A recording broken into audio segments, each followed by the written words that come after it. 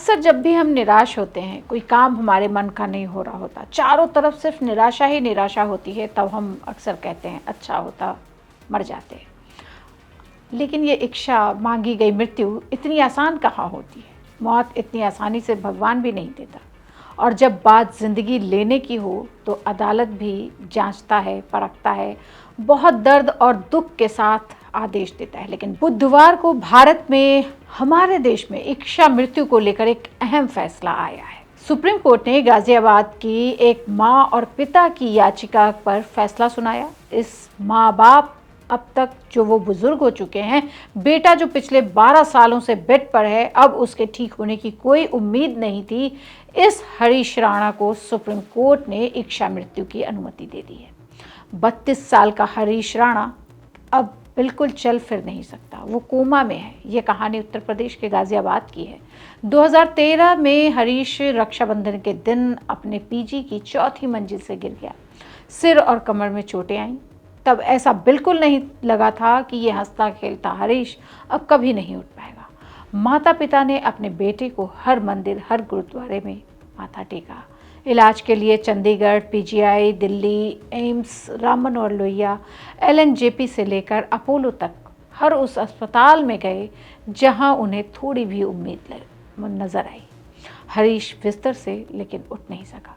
उसके शरीर पर बेडसूल हो गए। बेड पर लगातार लेटे रहने होने से ये एक तरह का घाव होता है। हरीश तो पिछले 12 साल से बेड पर हैं। सुप्रीम कोर्ट ने पिता अशोक राणा और मां निर्मला देवी एम्स के डॉक्टर की रिपोर्ट के बाद बहुत ही दुखी होते हुए आदेश दे दिया है। हरीश के पिता अशोक राणा ने बेटे के इलाज में दिल्ली के महावीर एनक्लेव का 3 मंजिला मकान तक बेच दिया। अपना काम करते करते वो नौकरी के बाद रिटायर भी हो गए। मां निर्मला भी अब हार गई थी। दोनों माता पिता ने सुप्रीम कोर्ट का दरवाज़ा खटखटाया। 8 जुलाई 2024 को हाईकोर्ट ने अपील खारिज कर दी थी। अब सुप्रीम कोर्ट ही उनका आसरा था।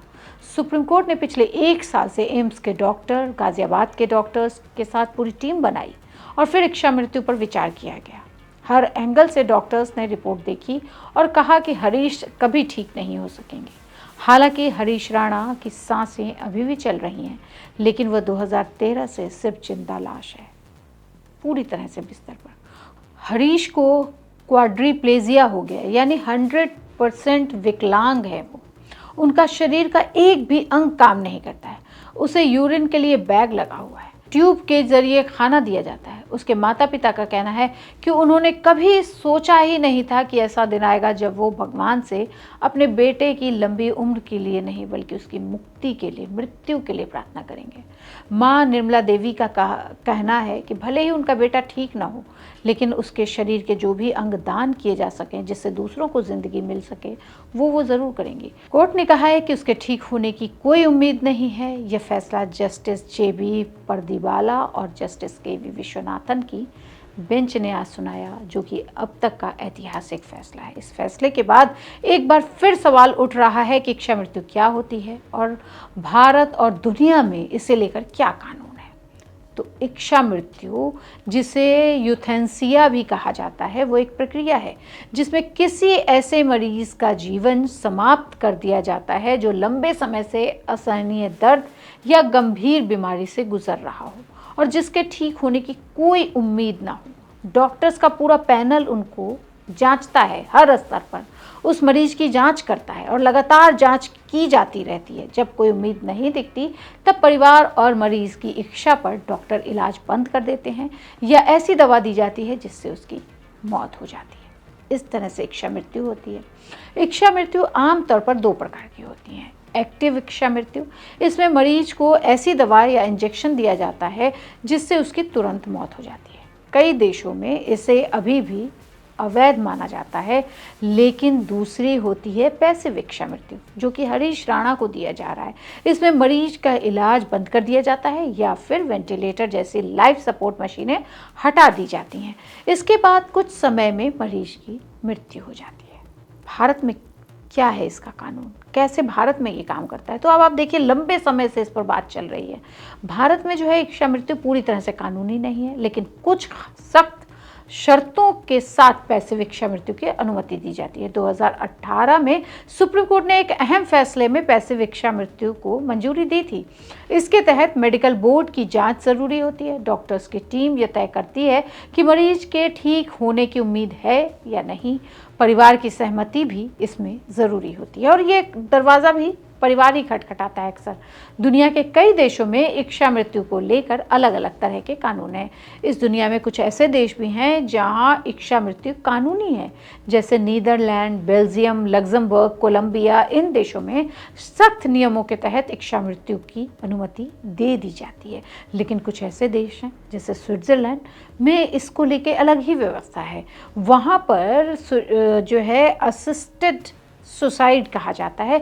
इसमें कोई व्यक्ति कानूनी रूप से किसी दूसरे व्यक्ति की आत्महत्या करने में मदद कर सकता है, लेकिन यह साबित करना होता है कि इसमें उसका कोई निजी स्वार्थ या फ़ायदा तो नहीं।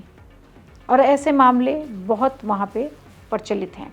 अमेरिका और कनाडा, संयुक्त राज्य अमेरिका के कई राज्यों जैसे कैलिफोर्निया, वाशिंगटन, ओरेगन और वर्मोंट में सख्त नियमों के साथ इसकी अनुमति दी गई है।